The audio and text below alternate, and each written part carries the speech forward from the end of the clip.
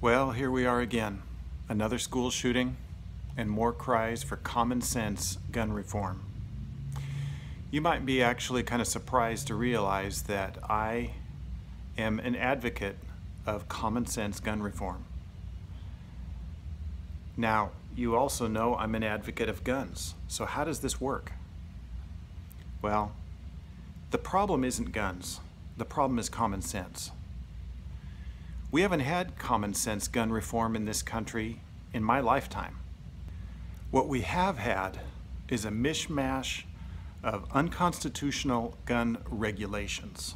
I call them regulations because they're actually not laws. I'll explain more about that later on. But these regulations have been crafted by lazy politicians whose motivation is not to protect your liberty, but to control the population of the United States of America. The Second Amendment, which is the law of the land, states, "The right of the people to keep and bear arms shall not be infringed." So let's take a look at the history of infringement in America. It started with the Gun Control Act of 1968, which was recrafted cleverly into the Firearm Owners Protection Act of 1986. How's that for a title?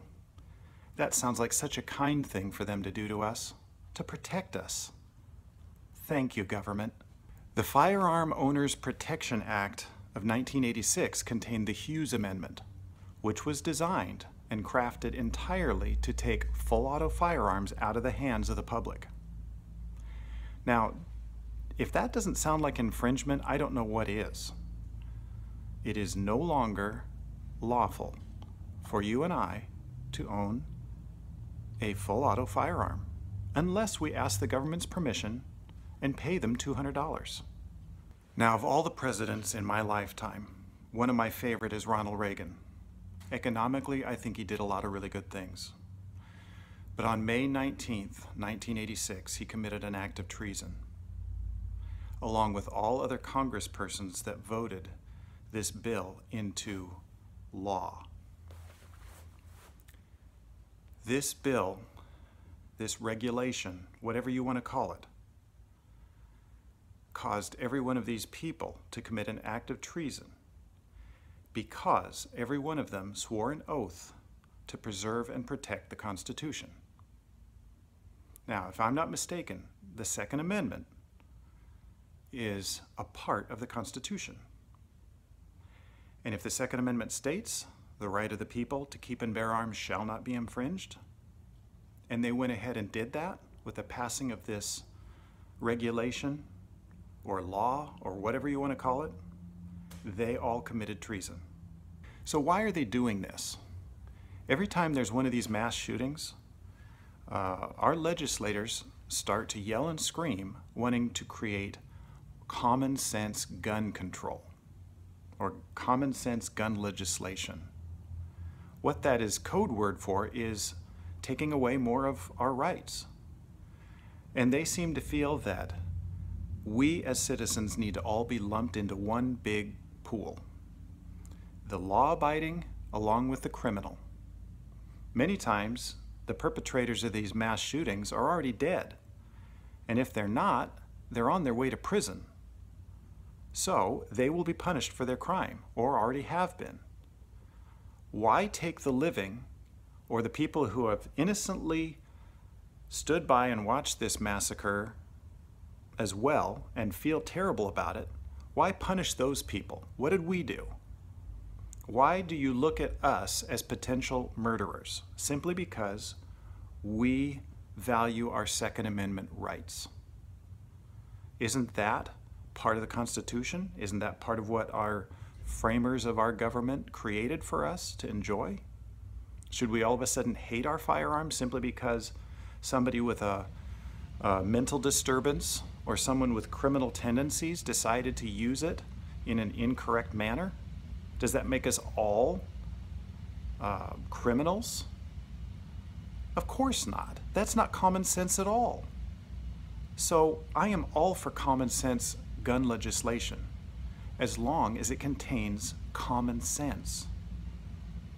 All of these things that we are calling laws don't contain common sense, and they're not fixing the problem. What they are is a lazy Band-Aid approach.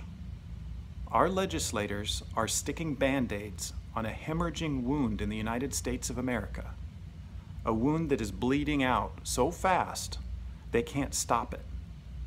And obviously everything they've tried has not worked.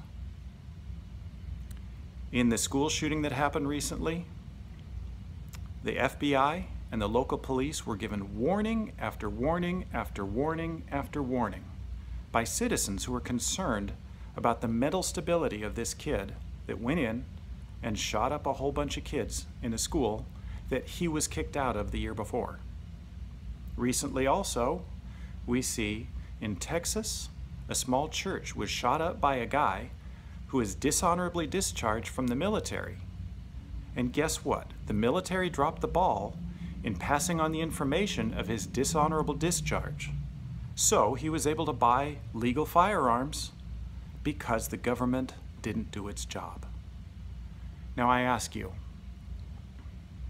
is it common sense to trust that if the government cannot enforce the laws that it has already created, why give them the right or the responsibility of being the ones to decide how to fix this problem? This is a lazy approach. This problem needs to be fixed by we the people. We need better communities, better connectivity. We need to be more in cooperation with each other about what to do about this. Our government does not have the ability to craft laws to control madmen or criminals with guns. We have to be responsible, not only for how we handle our firearms legally, but how other people are able to get a hold of them who shouldn't have them. So first of all, you take care of your own business. Make sure your firearms are correctly stored and taken care of so that others can't steal them. Secondly, be an active part of your own community. Don't be disconnected. Don't only have connectivity with your community through the internet. Take time to know your neighbors. Take time to know your family.